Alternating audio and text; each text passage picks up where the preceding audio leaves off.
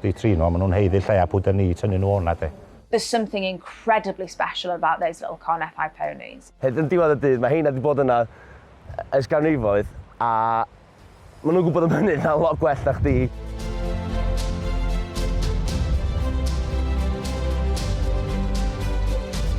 Mae'r merlod sydd ar y Carneddau yn rhan anatod o beth sy'n gwneud yr ardal yma mor arbennig ac yn wir y merlod ydy symbol neu logo y bartneriaeth hefyd, felly da ni'n falch iawn ohonyn nhw. Ac mae'n bwysig bod ni'n gwneud gwaith ymchwil i ddiogelu y merlod sydd ar y Carneddau, achos mae'n chwarae rôl bwysig mewn sawl ystyr. I got involved with the ponies in 2007. I'd heard about the ponies. I went for a trek on a horse and saw the ponies and thought these are really, really interesting. So in 2007, I had a master's student go out just to do a preliminary investigation on, what the ponies are doing, particularly how they're behaving. So I thought in the beginning, what was really interesting about the ponies is using them as a model to understand animal social relationships. I also used the ponies as a model to understand how we can look at wildlife in other places. So it's really hard to catch wildlife. It's really hard to take, for example, blood samples from wild animals. The ponies are unique in that we can actually take blood samples, do your sort of traditional vet health check. So the ponies have become very, very useful as a research tool for us. I've also become really interested in how we can support the ponies and help keep them on the Carneddau, because they're not only an amazing sight for tourists to see, but they're actually an integral cultural part of that part of North Wales.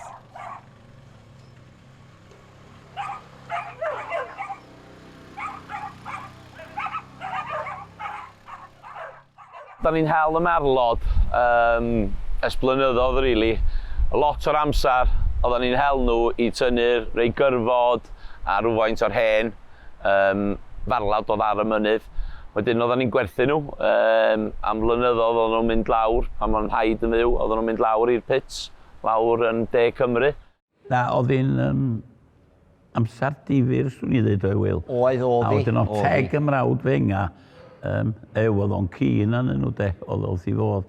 A fi, dwi siŵr blaw bod ni, ddim marlod i cael ei cadw, cos oedd yn ewys rwan, hogia, yn cywili Camelaint, y pob yn nabod o, ac yn clywed Uncle Dick, Uncle Elis, yna griw brodyr yna, oedd nhw'n cadw marlod, a ddalen nhw'n rhoi gorau i'r marlod i gyd, dachfel de. Ond gyda nhw oedd y cochwyn lot fawr de, yn y dechrau.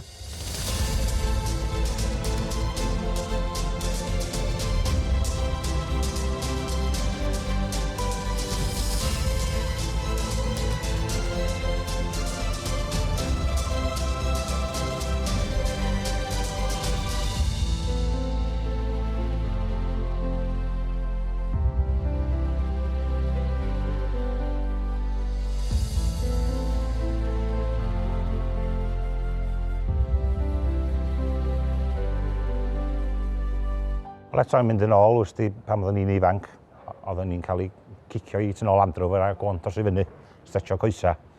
A cymuned bach oedd rili o ffarmwrs lleol. I fel mae di agor wan y pobl da ni'n cwr, a sydd wedi cymryd diddordeb, mae wedi mynd yn diwrnod. Mae lot o pobl o wahanol ffyrdd yn dod at ei gilydd i wylio neu helpu. Dwi'n meddwl jyst y sgwrs yna wedyn a cwr a pawb dros a'r marlod sydd wedi gwneud hynny. Gymaint, mae'n neis gweld faint o gymuned da ni wedi cael yn dŵad yma i helpu ni.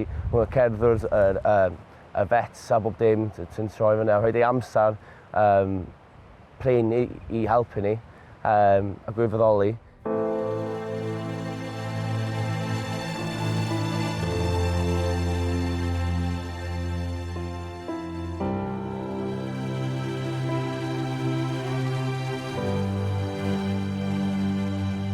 Mae yna gymaint mwy i'r marlod na be oedden ni'n wybod fel ffarmwrs. Ac dwi'n meddwl mae'n bwysig i ni wan rhannu y stori yna i wneud siŵr bod yna ddyfodol iddyn nhw wrth creu fwy o werth i'r anifal. As da ni ddim yn medru rhannu hynna a wneud siŵr bod hein yma i dyfodol plant yn plant ni, bydd o'n fechod mowr dwi'n teimlo.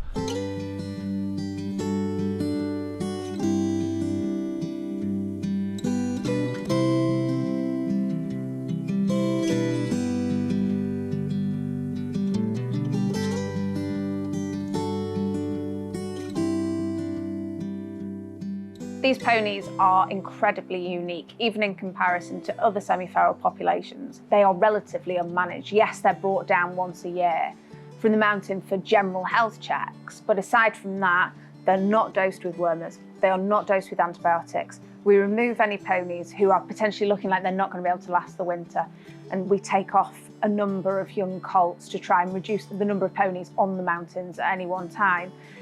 But aside from that, they breed by themselves, they look after themselves. They are really a true example of a semi-feral, unique population. And that makes them, from an ecological, from a conservation, and from a scientific standpoint, incredibly, incredibly interesting. Because we can use them as almost as the baseline of like what a normal healthy horse should be. Focuses of our research group is to develop tools to help us understand health and welfare in wild populations. And particularly to say, okay, can we go in a population and say, are these animals doing well? Can we predict that this is a sustainable population, that this is resilient to environmental change, and that they're actually being managed in a long-term sustainable way. This year, the Carnethi Pony Society have been able to conduct some in-depth health checks on the ponies brought down. We've been able to look at measures of not only gut health, but also systemic health as well.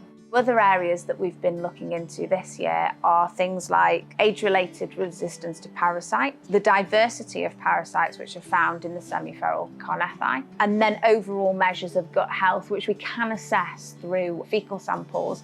It's really hard to ask an animal how it feels, right? So one of the few ways that we can assess these things is to actually collect things like fecal samples, so poo samples, because actually from poo we can tell what an animal's eating, we can tell what its disease status is, we can tell if it's stressed, we can tell if it's pregnant, we can tell if it's in good reproductive health, we can look at things like metabolism. What we are hoping to find is that the ponies are actually doing very well with their current management strategy. But yes, the ponies that look good are actually doing well. They come out of summer and they're fat, shiny, happy by all accounts. We also hope to find simple observations to be able to highlight ponies that are potentially at risk. So if we can say, well, this pony's dropped weight, so that's something to be concerned about, that we can then advise the farmers that these are the key things to look out for and trying to manage those ponies better. Or what I would hope that we find is that you have some ponies that are a little bit thinner, some that are a little bit fatter, but they're all in relatively good shape. And so the drive behind this project, as it has been, is really we want to ensure longevity of the Carnethi ponies. We want to ensure longevity of the herd. We want to make sure that they are capable of surviving and persisting and thriving really in that environment for generations to come, because they are a piece of living history. They are an incredibly unique breed. Mae'n bwysig iawn diogelu merlo sydd ar y Carnedda, achos maen nhw'n chwarae ran mor bwysig o ran ecoleg a bioamrywiaeth a gwerth amgylcheddol, achos wrth gwrs maen nhw'n ran o'r system pori sydd ar y Carnedda ac yn hynny o beth yn helpu warchod a hybu y bywyd gwyllt sydd yno. Maen nhw, a wedi weld arnyn nhw ar y mynyddoedd yna, maen nhw'n gwybod eu llwybra ac os fedrwch nhw ddenig mi nawn nhw de. A jyst y tynnu at y gilydd o pawb, da ni reit lwcus yn y plwy yma. Efo hel defaid a hel marlod, da ni gyd yn cyd tynnu. A mae'n diwrnod i edrych ymlaen amdano fo. Felly pob dod i fyny yma bore a cael rhyw chat a sortio wedyn. Dwi'n meddwl bod hynny'n darn bwysig o cymuned ffarmio. Felly bod ni yn cael dod at ei gilydd fel hyn, bob blwyddyn. Hefyd, mae rhywbeth amdano fo. So, mae dy galon di'n fynd, ti'n gwybod mae gen ti rhyw fath o gysylltiad efo'r ceffylau yna. Yn wedig, pobl sydd wedi bod rhan o'r teuluoedd sydd wedi bod at rôl nhw ers blynyddoedd. Dod yn dôl i'r hen amser, oedd hi'n drymach o'r lawer, cofiwch, cos ar ceffil fyddwn ni bomsar dewyl. Ia. Oedden o'r hogi eraill, mae'r rhedeg yn galad de. Oedd mae yna un llun yn tŷ yna. Oedd hi'n amser braf hel, oeddwn ni'n joio, oeddwn ni'n sbio ymlaen am fynd, cos oedd gen i geffil, oedd gen i gobstar i oed de. Yn doedd Wil? Oedd. John Wayne oedd yn galw fi. Toddwn ni'n yn hel, disgwyl i'r lawr oeddwn ni, de, i gyfru nhw. Fi'n gwybod, ers yna mae pethau wedi newid, motorbikes a balli, ond so i'n licio un flwyddyn, trio dod o'n dôl i ffordd oedd nhw wedi wneud o, ar geffel a poncho a. Na, swn i'n licio weld nhw'n mynd o na. Ac yn amlwg efo beth sy'n mynd ymlaen heddiw, a ddipyn bach Os di mwy o bethau fel hyn yn jyst tynnu wahanol beth at ei gilydd. Os da ni am mynd yn ôl i natur, gen i anifal sydd ddim wedi cael ei chwarae o fo, ddim wedi cael ei ffarmio per se, wedi creu hun, dydy. Mae nhw'n heiddi lle bach, dwi'n meddwl, ar y mynydd yma. Going and sitting out on the mountain in some of the most beautiful scenery you could ever imagine, even when it's raining, even when it's gale force winds. Ond yn y Gwanwyn, da ni'n gweld bywyd newydd. Da ni'n gweld y cywion yn cael ei geni. A dwi fyny yna yn mynd â defaid ar ei cnefing ac yn gweld y ciw bach yma. A fyddai'n gwatchad y ciw bach yna'n tyfu tan da ni'n dod â fo lawr. A dwi'n gwybod o hwnna fod y dyfodol. So'r Gwanwyn, bob amser i fi ydy'r amser pwysig. Da ni'n gweld beth di'n dyfodol ni ar y carneddau.